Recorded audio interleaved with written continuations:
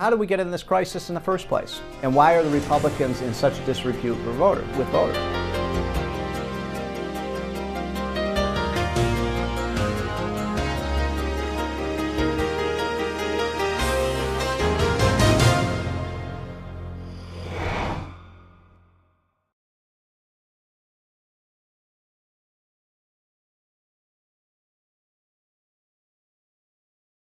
I think this chart tells the whole story. You can see here the blue line is the defense budget and the red line is the non-defense budget. And you can see what happens here. It starts in 1990. Reagan has just won the Cold War. The Soviet Union is no longer the evil empire. It's in dissolution. And because of that, we have a peace dividend. So you can see the blue line, the spending on defense comes down by about $100 billion a year due to the peace dividend from winning the Cold War.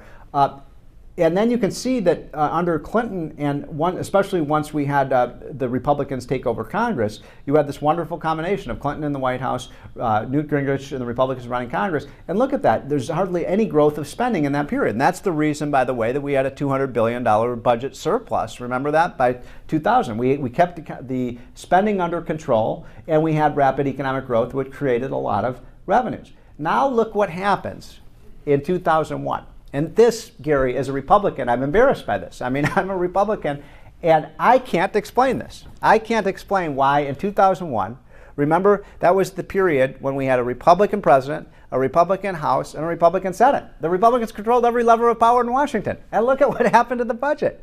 I mean, this is one of the reasons I think Republicans got their clocks cleaned in 2006 and 2008, because the American people lost trust in the American people. How many of you all have heard of something called the Bridge to Nowhere in Alaska? Almost everybody. I mean, we wrote all the editorials on that. We were the first to expose that, ridiculous project. It became sort of the symbol of Republican excess, right? I mean, this was a bridge, $200 million. To service 50 people on a small island in Alaska. I mean, I remember one of the editorials I wrote, I did the calculations. For $200 million to help 50 people, we could have purchased a Learjet for everybody on that island rather than build the bridge. And that was the kind of thing that led to, I think, the Republican collapse. And then what has happened since then? I mean, this is the thing that's really so distressing, is that the budget now has gone, if I extended that, it would be up to the ceiling, right? I mean, we're going to spend $4 trillion this year, the biggest increase in spending in American history. If you'll show the next chart, this is where the money really goes. Some of you have seen this very scientific study that we did a number of years ago. But that is where your tax dollars go, and I'm sure you're glad that we're spending $4 trillion on that stuff now.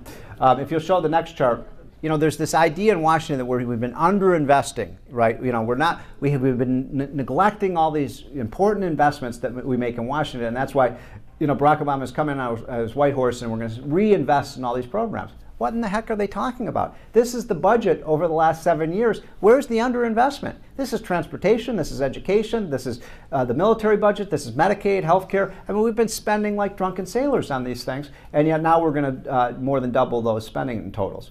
Now I am coming to the end. If you show the next chart, this is just showing, what the Obama administration wants to do with the tax rates. And this is really a scary thing. The top tax rate will go from 35 to 40%. And then, I don't know how many of you are aware that they want to get rid of the income tax, the cap on Social Security. So the highest tax rate would go to 52%. And then you can see capital gains and dividends would go up. And I don't know how many of you have been following what's going on with the estate tax. But the death tax, this is an issue Gary and I have worked very closely on together. It's supposed to go to zero this year, and in 2010. And instead, they want to raise it back up to 55%. So that's the biggest increase in the death tax in American history. Finally, this just shows, see that red line? That's the spending that we've done in the last 6 months to restore the economy. And all those other pillars, those are things like World War II, World War I, the Panama Canal, the Marshall Plan. I mean, we've never seen anything like, this is an order of magnitude larger than expenditures we've ever seen before.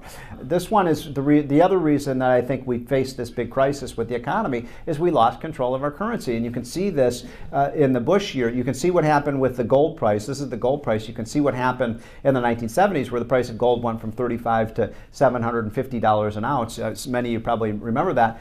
Look, you can see under Reagan and Bush and Clinton, the price of gold was very stable over that period, roughly at $300 an ounce. George Bush comes into office, the gold price is $300 an ounce. By the end of his presidency, it's $900 an ounce. So we tripled the gold price over that period, which is an indication that the dollar is weakening. And you can see that in the next chart. There's the dollar. And this is the reason I think the economy has collapsed. There's no country in the history of the world that has ever gotten to prosperity by depreciating and devaluing its currency. And that's what we did in the early 2000s, which I think contributed to the crisis.